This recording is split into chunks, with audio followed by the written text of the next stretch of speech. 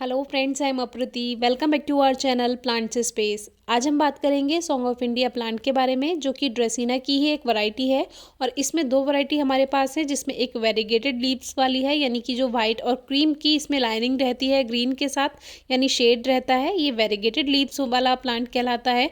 और एक इसमें आती है ग्रीन वाली वैरायटी, जो कि इसी के बराबर में रखी हुई है, ये प्योर ग्रीन कलर होता है। तो इसमें ये दो वैरायटी हैं। अब इसको कटिंग से बहुत आसानी से ग्रो किया जा सकता है, लेकिन अभी सर्दियां हैं, अभी इसकी कटिंग ग्रो करने का कोई फ़ायदा नहीं है, क्योंकि उसमें अभी रूट्स नहीं बनेंगी। वो बात अलग है कि अगर आप अभी इसकी कटिंग ग्रो करते हैं तो ख़राब तो नहीं होगी, मिट्टी में हल्की नमी बनाकर रखेंगे तो वो ऐसी की ऐसी रहती है, और फिर सीज़न आने पे उसमें रूट्स बन जाती हैं। अब ये प्लांट्स देखिए दोनों ही हैं, इसमें कुछ की कटिंग्स की गई है, जिसमें कुछ में कटिंग्स में ग्रोथ हो गई है, लेकिन गलत टाइम पे की गई, या जो इसका पोषण है वो उसको ना मिल पाए, तो ये ग्रोथ नहीं करती है। अब देखिए इसमें कुछ कटिंग्स लगी हुई हैं जो कि ये ड्राई हो गई हैं, तो इसको हम हटा देंगे, प्लांट से अलग कर देंगे।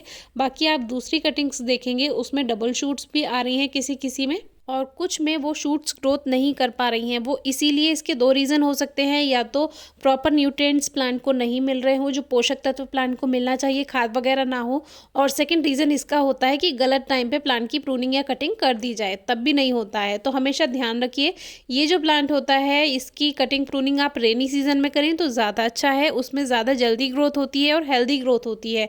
जो शूट्स बनती हैं वो शूट्स हेल्दी बनती हैं।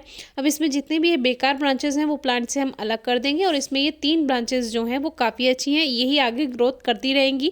और कभी कटिंग या प्रूनिंग करनी है तो आप ये काम हमेशा रेनी सीजन में कीजिए, जून के बाद से आप ये काम कर सकते हैं। और फिर जब सर्दियाँ आ जाती हैं तो इसका ग्रोइंग सीजन ऑफ हो जाता है। आजकल आप मार्केट में देख रहे होंगे इसके प्लांट्स भी मिल रहे हैं, लेकिन वो कटिंग्स हैं। वो कटिंग्स क्या है, फ्लास्क में या किसी कांच के बोल में पानी भरकर उसमें कटिंग्स रखकर वो सेल किया जा रहा है मार्केट में।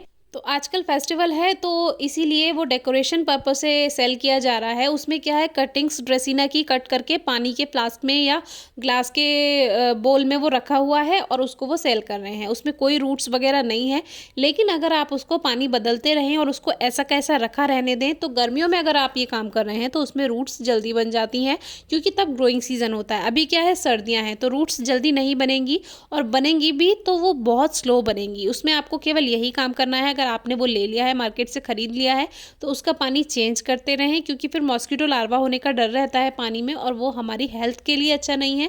तो पानी चेंज करते रहें। बाकी उसको ऐसा का ऐसा आप पानी में भी ग्रो कर सकते हैं, बाद में आप उसको मिट्टी में भी शिफ्ट कर सकते हैं, तो वो फेंकना नहीं होता, इसकी पत्तियाँ बेकार नहीं होती, इसीलिए वो लगातार पानी में हरी भरी बनी रहती हैं।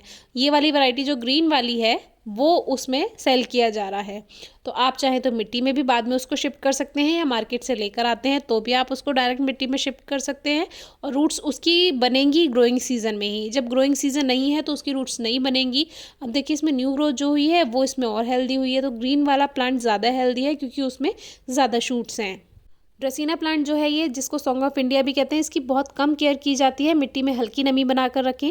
वेरीगेटेड लीव्स वाला जो प्लांट होता है ये थोड़ा सा इसको ज़्यादा ध्यान देना होता है। बाकी जो ग्रीन लीव्स वाला प्लांट है ये बहुत जल्दी और बहुत अच्छी ग्रोथ करता है। तो दोनों में से अगर मैं आपको सजेस्ट करूँ तो ग्रीन वाला बेस्ट है, ये एकदम से देसी तरह से ग्रोथ करता है। और जो वेरीगेटेड लीव्स वाला जो प्लांट है वो थोड़ा सा वो आपको थोड़ा परेशान कर सकता है, अगर आप नए हैं गार्डनिंग में।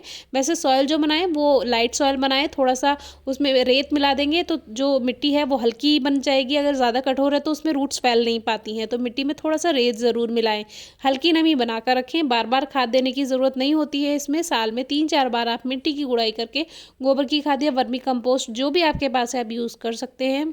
और डायरेक्ट सनलाइट की बहुत ज़्यादा रिक्वायरमेंट नहीं है, लेकिन 1 घंटे की धूप मिल जाए तो भी चलेगा, पूरे दिन की धूप मिल जाए तो भी चलेगा, और ब्राइट लाइट ज़रूरी है। कोई क्वेरी हो तो ज़रूर पूछिएगा। Thank you.